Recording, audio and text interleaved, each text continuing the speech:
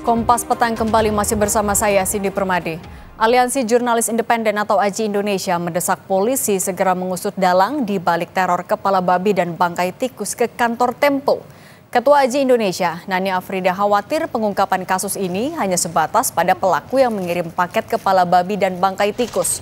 Menurut Nani, 2 kali pengiriman paket itu menunjukkan pelaku tidak takut karena merasa ada yang melindungi. Dipotong tapi ada kepalanya Man. Di dalam juga Man. 6 tadi Man.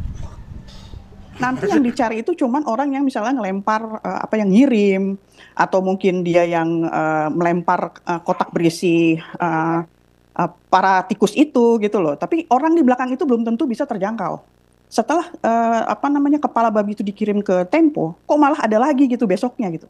Itu menandakan bahwa pelakunya memang tidak takut karena mereka tahu bakal ada impunitas di sini gitu loh. Dan mereka pasti akan lolos. Wakil Menteri Ketenagakerjaan Immanuel Ebenezer mengecam tindakan teror terhadap majalah Tempo. Noel menyebut teror terhadap majalah Tempo merupakan teror terhadap demokrasi.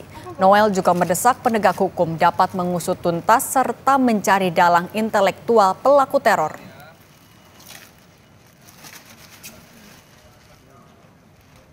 Untuk dan mengecam tindakan teror terhadap majalah Tempo.